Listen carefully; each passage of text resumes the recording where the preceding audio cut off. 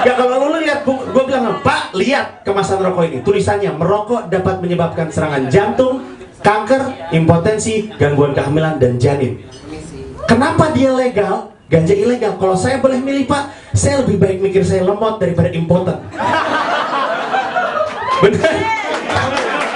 Setidaknya, gue masih bisa bikin anak walaupun lama.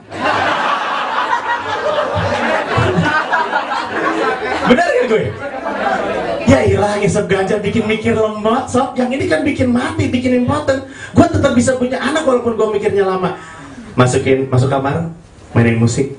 Keregetan. Enggak. Gue ganti. Masuk kamar. Lagu apa sih yang romantis yang enak untuk bercinta? Piring berdua. Astaga Tuhan. Woi, bercinta bukan mabuk di puncak.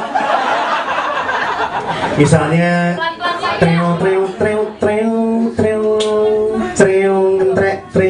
let's make love. Iya kan, misalnya kan perempuannya ada di tempat tidur, laki-lakinya datang. Dia ngomong, sayang, aku ingin bercinta dengan kamu malam ini. Istrinya bilang, kamu ingin aku ngapain sayang? Lakinya bilang, aku ingin kamu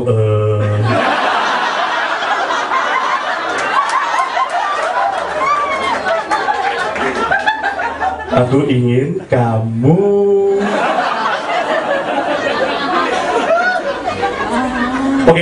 Oke.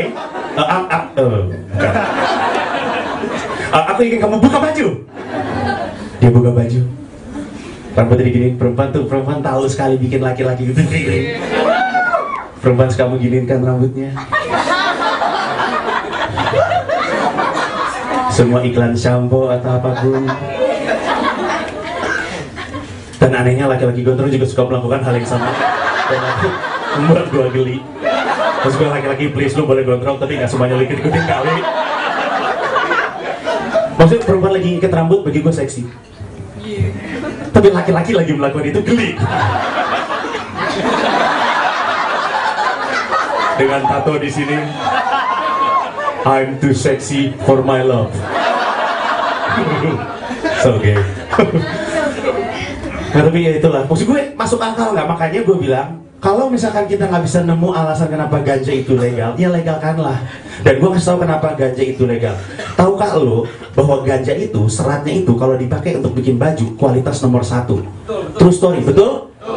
Nah zaman dahulu, true story, lu bisa Google ini, atau Yahoo, atau Alta Vista, atau apapun yang lo mau. Anak lama Alta Vista ya sob. Yoi, zamannya internet masih di perpus ya. Alta Vista. Tapi umur gua muda. Jangan gitu bang. Tadi gua mau ngomong apa? Ketawa di benyi beng. Aduh. Bikin gua lemot. Story. Apa? True story. True story. Bukan. Oh iya. Sorry. Bentar. Iya, jadi kalau misalkan lu cari-cari dulu, petani kapas di Amerika Serikat merasa terancam dengan orang yang bertani daun ganja. Ini sebelum semuanya ilegal. Kenapa? Karena mereka kalah bersaing dalam bisnis pakaian. Kemudian para petani kapas protes sama Kongres Amerika Serikat. Lu harus melakukan sesuatu, kalau enggak industri ini mati. Dan lu bisa cari, Amerika Serikat adalah negara pertama yang mengilegalkan ganja. Jadi ganja ilegal itu adalah karena ada sebuah negara besar yang gak mau kita kaya. Dan itu yang harus kita lawan. Ketimbang tiba-tiba jadi demonstrasi seperti ini. Ya gue cuma pengen ngasih lu, maksud gue, lu jangan kesini ketawa-ketawa doang, maksud lu pulang dengan sesuatu. Dan gue gak benci Amerika, gue suka dengan Amerika. Gue membuka, Amerika mau berdagang dengan kita, silahkan. Tapi konteksnya, lu beli barang gue, bukan gue beli barang lu. Kalau mau, gue bisa konsumsi bokep lu. Kakak, gini. Gue main bilang, ada orang nanya sama gue di Twitter. Gue nggak, tentunya Twitter nggak ada nadanya, tapi dia bernada begitu penuh kebencian. Dia bilang, apa sih sebenarnya? Gue membaca nada Twitter tuh dari tweeting, dari fotonya. Kan ada tuh yang mukanya begini gitu. Jadi kayaknya apapun dia tulis di Twitter tuh kayaknya serius gitu. Dan ada orang yang di avatar Twitternya, sehingga apapun yang dia sebut di situ kesannya serius.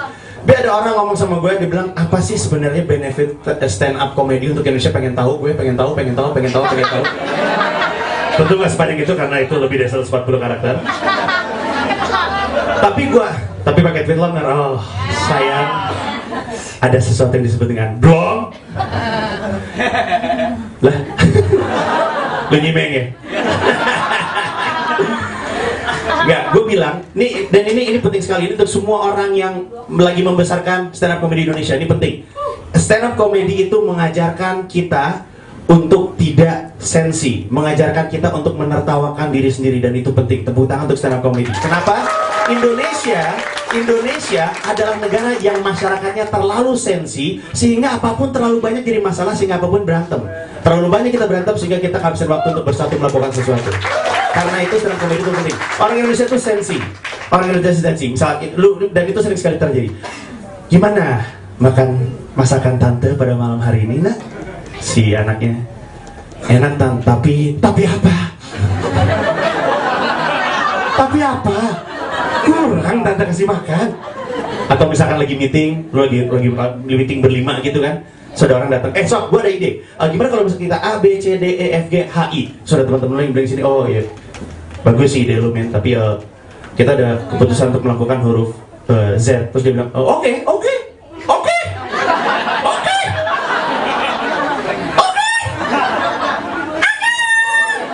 Kalau lo gak mau pakai ide, oke, gak suka masa, lu jangan marah sob. Nggak, gue gak marah. Sebelah aja gue sama lo, gak bercanda. Marah. Gitu aja marah. Paling sebel orang kayak gitu. Gitu aja marah. Oh, shut up. Dia marah lah kalau kayak gitu terus. Tapi gue wajar kalau masyarakat Indonesia itu adalah orang-orang yang sensi. Kenapa? Karena pemimpinnya sensi. They say a leader is a dealer in hope. Dan kalau misalkan seorang presiden lebih banyak menjajakan prihatin daripada optimisme, ya prihatin negaranya, betul? Kalau ada genre atau aliran musik, aliran dalam kepresidenan, Bapak SBY itu pasti emo. Gue pengen sebut slow rock, tapi sebenarnya tidak ada rokok slow rock. Beliau itu emo. Terlalu banyak hal-hal yang beliau pikirin, hal-hal kecil, dibikin lagu. Lo tahu nggak? Pak SBY ini mau ngeluarin album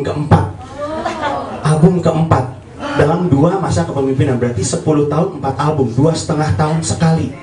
Lebih banyak dan lebih produktif dia daripada musisi beneran. Selain ngeliat itu, kenapa dia udah bikin album lagi?